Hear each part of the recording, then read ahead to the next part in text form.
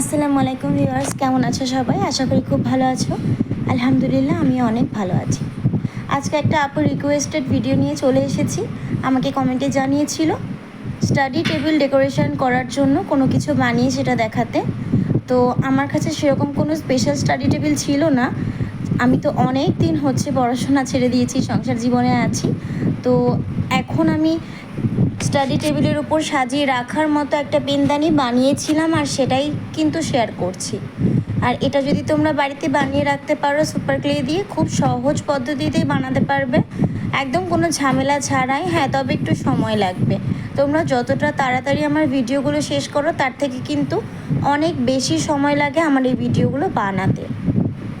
এই একটা ক্লের জিনিস বানাতে কিন্তু আমার প্রায় 2 থেকে আড়াই ঘন্টা লেগে যায়, কারণ এই ক্লেগুলো কিন্তু খুব তাড়াতাড়ি শুকিয়ে যায়। এই জন্য একটা করে বানিয়ে আবার সেট করে প্রথম থেকে আবার বানাতে হয়।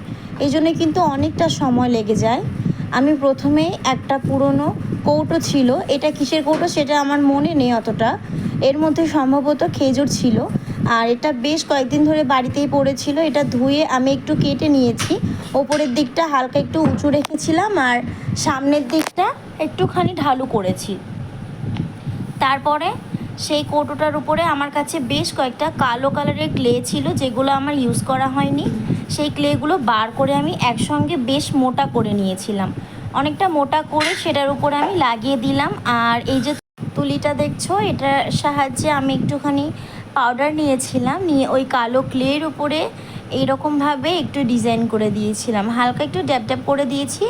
এটা দেখতে অনেকটা সুন্দর লাগছিল। আর যাতে ক্লেগুলো খুব ভালোভাবেই আটকে যায় সেই কারণে এটা দিয়েছি, যার কারণে কিন্তু এটা অনেকটা লেট হয়েছে শোকাতে। আর এই যে ফুলগুলো আমি বানিয়েছি ক্লে দিয়ে, কিন্তু ফুল বানানোর ভিডিও দেখোনি এমন মানুষ খুব কমই আছে। ফুল বানানো খুবই সহজ, তবুও আমি একবার দেখিয়ে দিলাম। আমি এইভাবে নিজের পছন্দ মতো কালার নিয়ে ছোট বড় বিভিন্ন রকম সাইজের কয়েকটা ফুল বানিয়ে এই ক্লের উপরে আঠা দিয়ে খুব সুন্দর করে লাগিয়ে দিয়েছিলাম।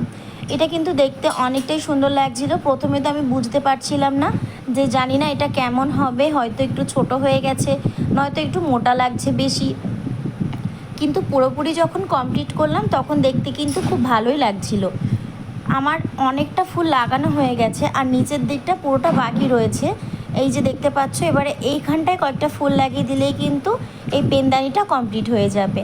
আর লাস্টের দিকে আমি ছোট ছোট করে হলুদ কালারের বল বানিয়ে ফাঁকা জায়গাগুলোতে ভরাট করে দিয়েছিলাম, যার জন্য দেখতে অনেক সুন্দর লাগছে। আর শেষমেশ মা বললো এখানে স্কাই ব্লু কালারের একটু ক্লে লাগিয়ে দিতে, আর সেটা দিয়েও কিন্তু বেশ সুন্দর দেখতে লাগছিল। তোমরা এর মধ্যে কালারিং পেন, পেন্সিল যা কিছু কিংবা রং তুলি রেখেও কিন্তু টেবিলের উপর রাখতে পারো, সেটা দেখতে কিন্তু খুব ইউনিক লাগবে। দেখো, এইভাবেই আমি আজকে পেনদানিটা কমপ্লিট করে নিয়েছি। আর এইভাবে কালারিং পেন্সিলগুলো রেখে দিলাম। এটা দেখতে কেমন লাগছে তোমরাই দেখে বলো। আজকের মতো এখানে শেষ করলাম। সবাই ভালো থেকো। আল্লাহ হাফিজ।